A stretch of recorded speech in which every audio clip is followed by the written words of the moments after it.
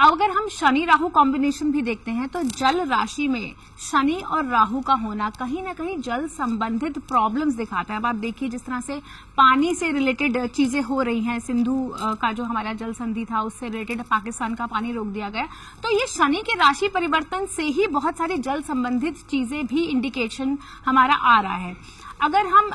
जहां तक वॉर की बात कर रहे हैं तो वॉर लाइक सिचुएशंस बनती हुई दिख रही हैं। अभी अगर यहाँ पर वॉर होता है, चाहे अभी होता है या 2027 में जो स्टार्स दिख रहे हैं, तो वहां पर पाकिस्तान के बालूचिस्तान में मुझे लगता है कि कुछ हिंसक विद्रोह होगा। पाकिस्तान के मल्टीपल टुकड़े होंगे, पाकिस्तान मल्टीपल एरियाज में स्प्लिट होगा। हो भी सकता है कि कुछ लोग माइग्रेट कर जाएं पाकिस्तान से। जो वहां पर उनके प्रधानमंत्री जी हैं, जितना मैंने उनके चेहरे की भाव भंगिमा का अध्ययन किया जब आपका यह निमंत्रण मिला न्यूज 18 का, तो मैंने देखा है कि पूर्ण रूप से सूर्य शनि का नकारात्मक प्रभाव उनकी कुंडली में, उनके मस्तक पर दिख रहा है। ऐसी अवस्था में आने वाले समय में ही देखिएगा कि यह उन्होंने जो पहलगाम में कुकृत्य किया है, अपने अहम में आकर के अपनी ताकत दिखाने के लिए या अपनी आतंकवादी जो गतिविधियों को फिर से एक बार जागृत किया है उन्होंने, इस कुकृत्य का जो उनको दंड मिलेगा वही पाकिस्तान की जनता जहां वह वाहवाही लूटने के लिए बोल रहे हैं,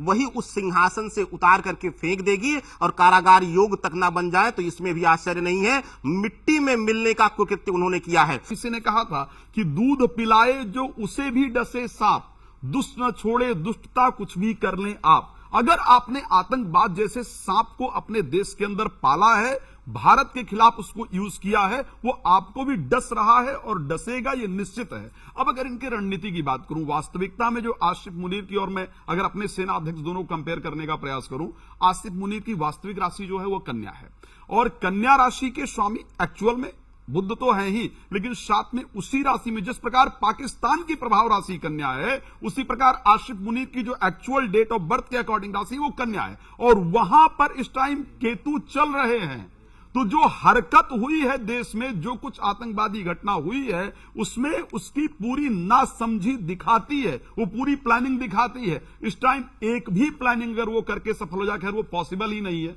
कि उनकी कोई प्लानिंग वो करें। अगर प्लानिंग करने वाले होते तो अपने देश को आगे लेकर के जाते, आज आटा के लिए नहीं तरस रहे होते। अब मैं अगर साथ में, क्योंकि मैं दोनों की बात कर रहा हूं, क्या मेरे भारत के जो सेना प्रमुख हैं उनकी परिस्थिति क्या कहती है, तो यस, भारत के सेना प्रमुख की जो कुंडली है उसमें मिथुन राशि है और मिथुन राशि के 10th हाउस के अंतर्गत इस टाइम राहु, बुध, शनि और शुक्र और साथ में एग्जॉल्टेड सूर्य आकर के 11th हाउस में गोचर कर रहे हैं, जहां पर यह कहा जाता है कि अगर सूर्य जैसा प्लैनेट एकादश भाव में आकर के गोचर करे तो उसके प्लानिंग का जवाब देना विश्व के किसी भी व्यक्ति के हाथ में नहीं होता है।